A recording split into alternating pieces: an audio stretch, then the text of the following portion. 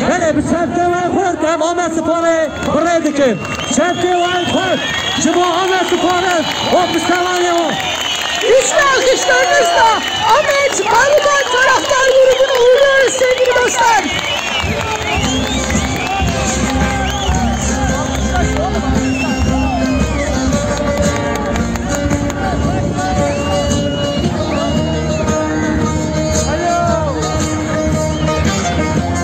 Sevgili arkadaşlar.